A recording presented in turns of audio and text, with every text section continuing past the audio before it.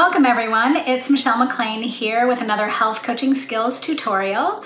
And today we're going to talk all about how to bring some intention and focus to your health coaching sessions. So what I want to do first is just talk a little bit about what I'm seeing with new health coaches and what they're doing in coaching sessions.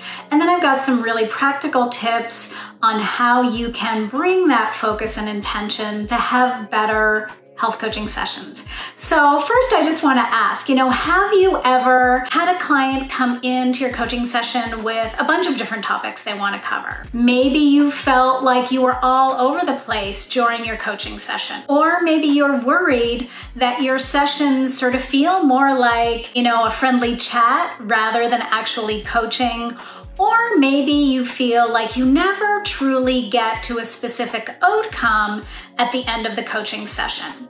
So if you said yes to any of these points, this tutorial is absolutely for you. So as I said, first I want to talk a little bit about what I see happening, and then I'm going to share my tip for how you can bring some focus. So what I see happening with a lot of new health coaches is they start the session with things like, what's new and good? How did the last week go for you? How are your action steps?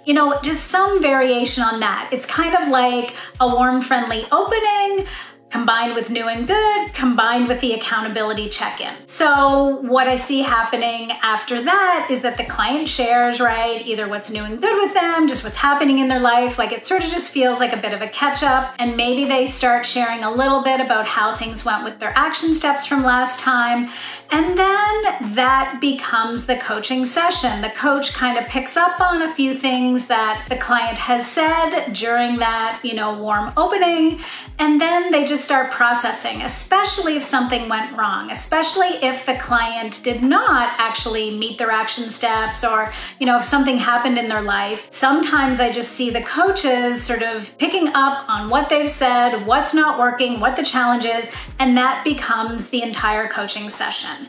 So with this approach, right, when we have no focus for the session, when we just pick up on what the client has just said from last week, that sort of check-in, that new and good, is that we really don't have any focus or intention to the coaching session. We really don't know what the client wants to work on. This kind of approach is also more coach-focused versus being client-led, because we as the coach are sort of directing, what to focus on during the session. Sometimes it can also just lead to a bit of a rambling conversation without any specific outcome. And then at the end of the day, the client really isn't walking away with what they needed or what they wanted to get out of the session.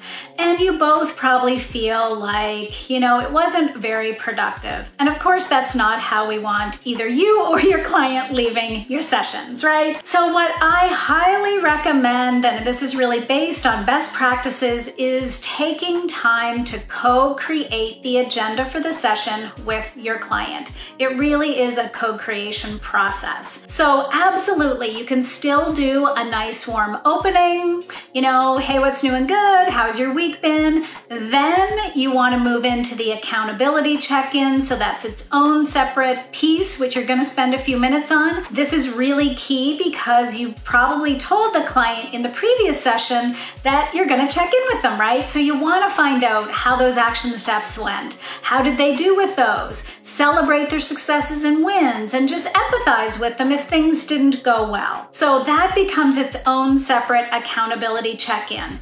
Once you've done that, you want to transition from that accountability check-in into today's session, right? So we really want to distinguish between accountability check-in and what we're going to focus on today. So if the client wants to focus on something, that they struggled with over the last couple of weeks that was mentioned in the accountability check-in, that's totally fine. It's okay to do that. But we really want to be crystal clear on what the agenda is before we start diving into that, right? We want confirmation from the client. So we want to clarify first. So how do we do that, right? What do we say? What do we do to really co-create this agenda?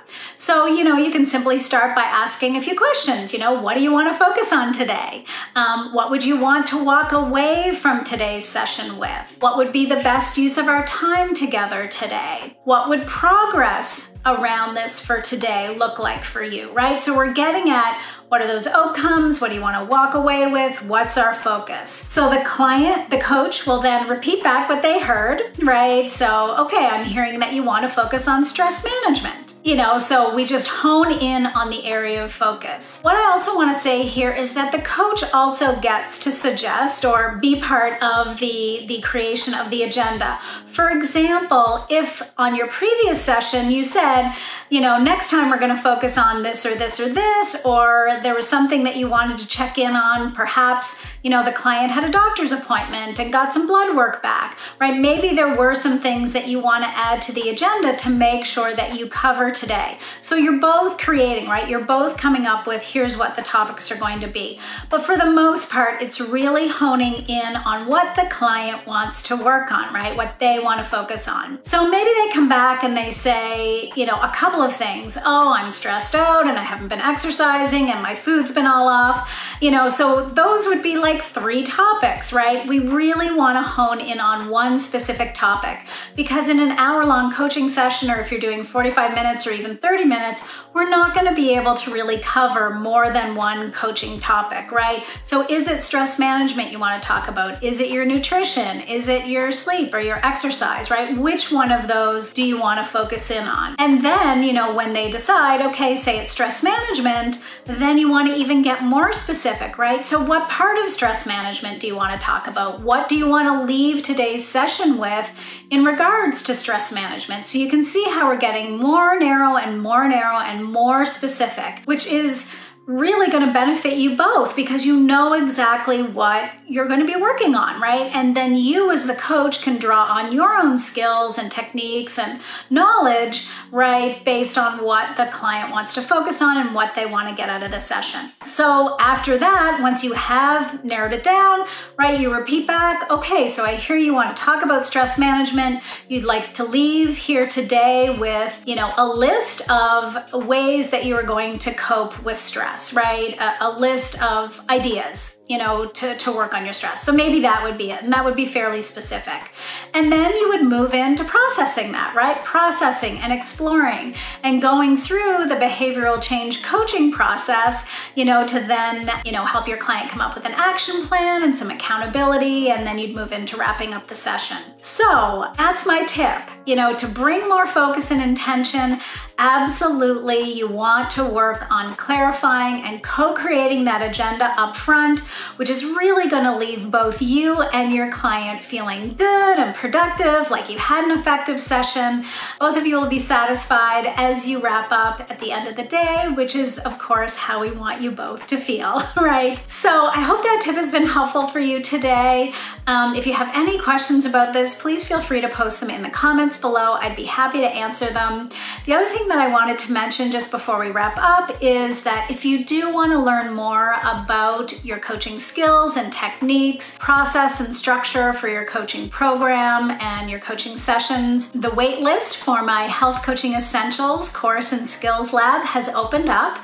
The course is going to run in May and June this year. So if you want to get on the wait list, I only have 12 spots available. So you can go to gethealthcoachskills.com if you'd like to get on the wait list and be the first to know when enrollment opens up. So thanks for tuning in today, everyone. Have a great day. Bye for now.